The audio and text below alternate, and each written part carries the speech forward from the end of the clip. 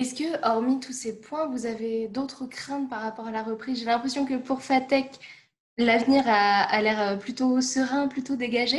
Mais du coup, est-ce que pour vos clients gestionnaires de parc, où eux, voilà, l'activité est un peu remaniée et impactée fortement, vous avez des craintes?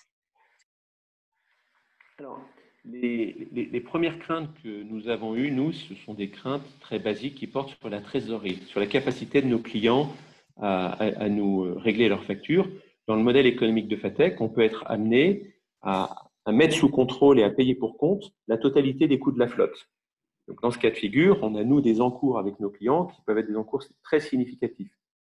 Et donc, dans cet exemple, si notre client n'est plus en mesure de nous payer, il peut y avoir un effet domino tout à fait désagréable pour toute la chaîne. Il y a bien sûr les évolutions sur les nouvelles formes de mobilité. On a tous fait l'expérience du travail à domicile et on a tous pu apprécier de gagner le temps de transport le matin et le soir. Donc, la question, Clairement. c'est comment est-ce que demain tout ça va évoluer. De ce que nous disent nos clients, il va sûrement y avoir une possibilité de limiter le nombre de mètres carrés par salarié, d'avoir des bureaux qui soient davantage partagés. Certains seront même en flex office.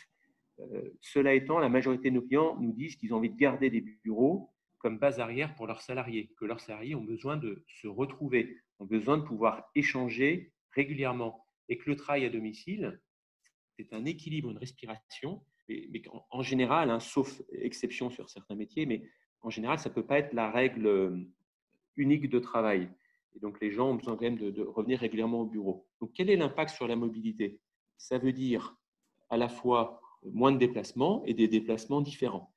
Et donc, on aura forcément un impact sur les besoins de déplacement, les usages des véhicules qui peuvent être davantage partagés parce qu'ils sont moins utilisés, des véhicules aussi qui sont davantage électriques, et on pourra revenir sur ce sujet. Donc, on est sur une tendance de fond, une tendance qui est accélérée par la crise. C'est le propre d'une crise d'accélérer des tendances de fond, en tout cas d'accélérer des changements, et on le voit bien aujourd'hui, que ce soit sur le télétravail ou le partage de véhicules ou l'électromobilité. Le plan lancé par le gouvernement pour relancer l'économie et en même temps donner une cohérence environnementale accélère la part de marché de l'électrique. On avait vu depuis quelques mois que la part de marché de l'électrique, qui était homéopathique, on va dire infinitésimale, ok, l'électrique était plus en croissance que le reste du marché, mais ça restait quand même très très bas. Là, il y a des incitations fiscales quand même très fortes, tant pour les particuliers que pour les entreprises. Je trouve qu'il y a un message qui est clair, et ça répond à une prise de conscience des entreprises et des conducteurs de l'effort à faire pour chacun pour avoir un impact positif sur notre territoire. La politique RSE de nos clients, donc nos clients sont des ETI ou des groupes qui ont très généralement écrit et décliné leur politique RSE. Donc, il y a toujours un levier sur la maîtrise des émissions de CO2 et donc sur la recherche d'une mobilité qui émette moins de CO2, voire une mobilité zéro CO2. Donc, on a à la fois des conducteurs qui sont sensibles à cet argument, des entreprises qui affichent ça dans leur politique, qui communiquent vis-à-vis de leurs actionnaires, par exemple, là-dessus, dans leurs rapports annuels.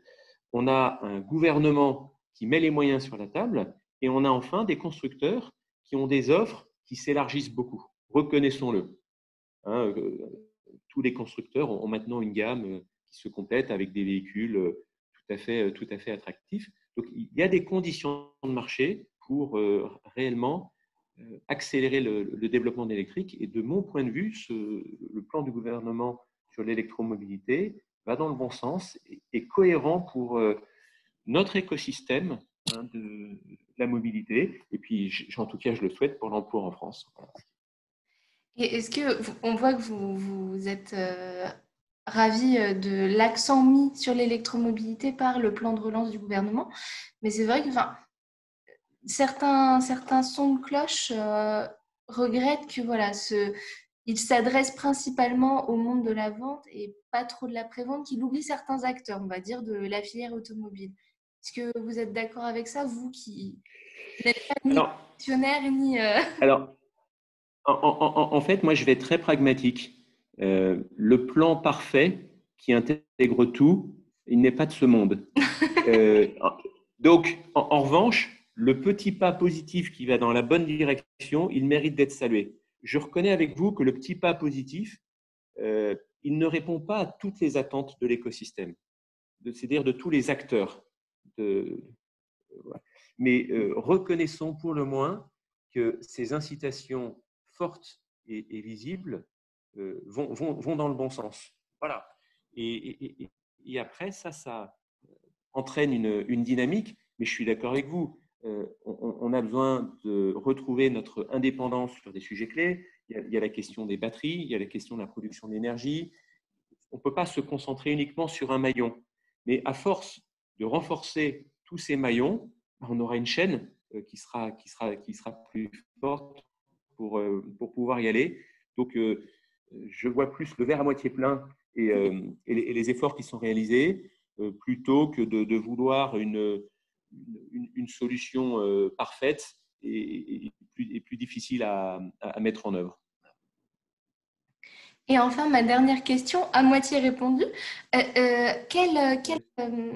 Quel impact pensez-vous que la crise aura sur la mobilité du coup de vos clients? Vous avez répondu, mais en général, je crois qu'on va tous revoir un peu nos manières de déplacement.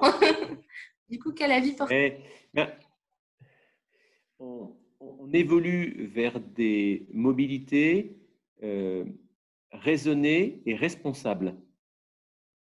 Donc, mobilité avec un S, parce qu'il y a différentes formes de mobilité.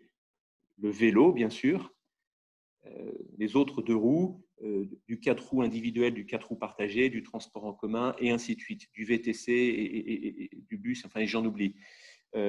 Une mobilité raisonnée, c'est par exemple, je n'ai plus besoin de me déplacer pour faire une interview avec une journaliste. Je n'ai plus besoin de me déplacer dans certains rendez-vous avec des partenaires. On a appris à bien travailler avec des outils modernes.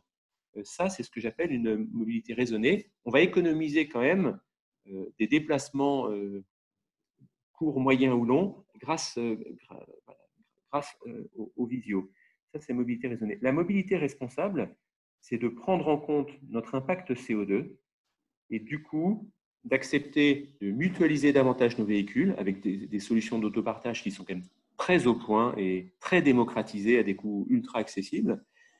C'est de généraliser des véhicules qui émettent moins de CO2, des véhicules électriques ou hybrides. Et à nouveau, il y a de beaux véhicules sur le marché. Donc, moi, je crois à une mobilité raisonnée et raisonnable. Mais ce sont des évolutions qui sont complexes, qui sont longues. La tendance est là. Je ne vois pas d'inflexion radicale du jour au lendemain. Je vois une accélération d'une tendance de fond. Tout se fera progressivement, comme la reprise, comme le retour au travail. Ouais. Eh ben, merci infiniment, en tout cas, Théophane Courreau, d'avoir reparticipé du coup Ouais. aux interviews vidéo. C'était un plaisir de revoir votre bilan 2 mois plus tard, presque tout pile. Ouais. Et Merci beaucoup, Clotilde. ben, je vous en prie, et au plaisir du coup d'un jamais 203, comme on dit. Effectivement, on se donne rendez-vous. À bientôt.